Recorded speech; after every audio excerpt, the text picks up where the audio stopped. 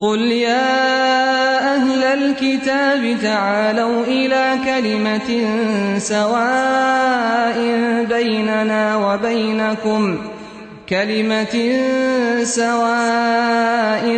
بيننا وبينكم ألا نعبد إلا الله ولا نشرك به شيئا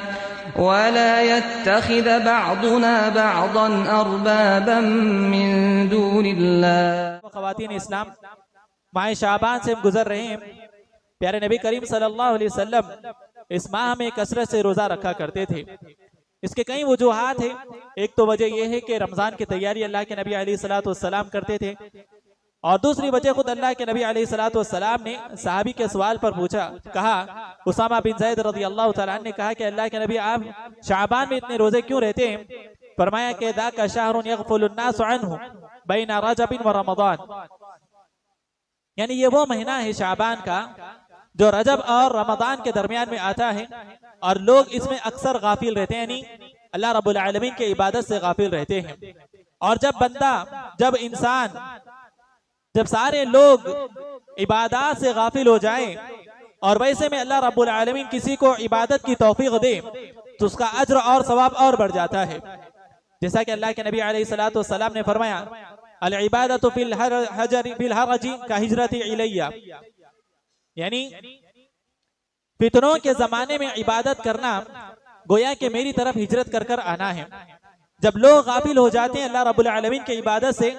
जब शहवात के पीछे पड़ जाते हैं, जब दुनिया के पीछे पड़ जाते हैं और अल्लाह रब्बुल आलमीन के इबादत से गाफिल हो जाते हैं, ऐसे में अल्लाह रब्बुल आलमीन जिनको तौफीक दे कि वो इस्तिकामत से रहते हैं और अल्लाह रब्बुल आलमीन की इबादत करते हैं, तो यकीनन उनका अज्र और बढ़ जाता है। इसीलिए अल्लाह के नबी अलैहिस्सलातु वस्सलाम ने तहज्जुद के एहतमाम करने का हुक्म दिया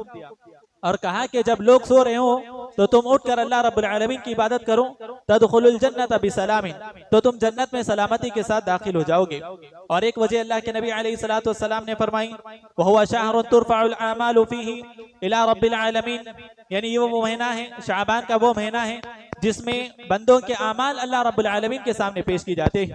और मेरी ख्वाहिश ये है कि मेरा अमल जब अल्लाह रब्बुल आलमीन के सामने पेश हो तो मैं रोजे से रहूं। आयशा रज़ियल्लाहु तआला अन्हा फरमाती है, मा रअयतु रसूलल्लाह सल्लल्लाहु अलैहि वसल्लम इस्तकमला सियाम शहरिन इल्ला रमज़ान, मैंने अल्लाह के नबी अलैहिस्सलातु वस्सलाम को मुकम्मल महीना रोजे रमजान में रहते हुए देखे। यानी मुकम्मल महीना अल्लाह के नबी अलैहिस्सलातु वस्सलाम किसी माह में रखते थे रोजे, तो सिर्फ और सिर्फ रमजान है, और शाबान में कसरत से रोजा रखा करते थे। एक और रिवायत में फरमाया,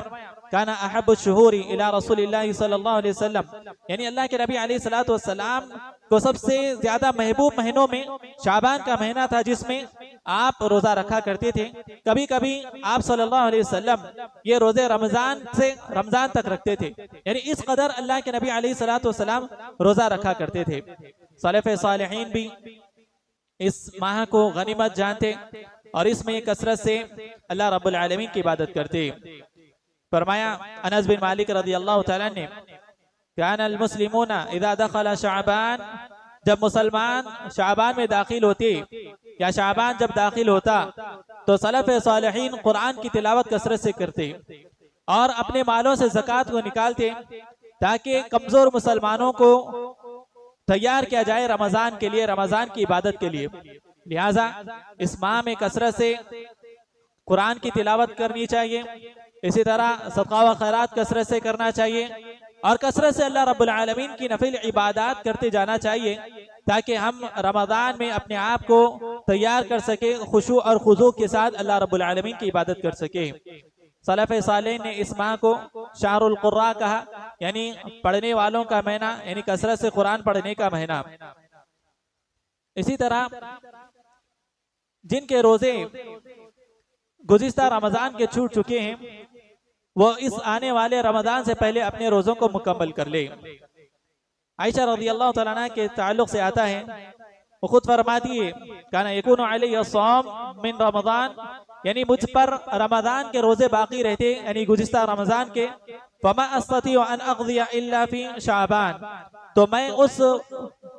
छूटे हुए रोजों को शाबान में मुकम्मल कर लेती। तो इसे मालूम हुआ कि जिन पर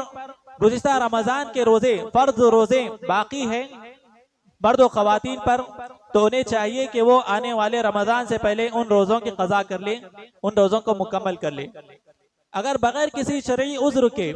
अगर कोई रोज़ा नहीं रहता है और ये रमज़ान वो पा लेता है, तो इस रमज़ान के बाद उसे जो रोज़े छूटे हैं उसके भी क़ज़ा करना होगा, और साथ ही साथ उसे हर मिस्किन को खाना खिलाना होगा, यानी उसका कफ़ारा अदा करना होगा। ये उनके लिए जिनके पास कोई उज़्र नहीं है। अलबत्ता जिनके पास उज़्र है तो उन्हें कफ़ारा अदा करने की ज़रूरत नहीं है, जैसे हामिला औरतें हैं, दूध पिलाने वाली माएँ हैं, इसी तरह निफास या कुछ और ऐसे शरई उज़्र है जिसकी वजह से वो इस माह भी रोज़ा नहीं रख सकी। लेकिन बगैर किसी शरई उज़्र के अगर कोई रोज़ा छोड़ता है, मर्द हो के खातून, तो उन पर लाजिम है कि वो इस माह में रोज़ा रखकर अपने क़ज़ा रोज़ों को मुकम्मल कर ले, वरना ये रमज़ान वो पालें और फिर इसमें भी यानी रमज़ान पाले और गुज़िश्ता रोज़े उन्होंने नहीं रखे, तो फिर इस रमज़ान के बाद उन्हें रोज़ा भी रखना होगा और कफ़ारा भी अदा करना होगा।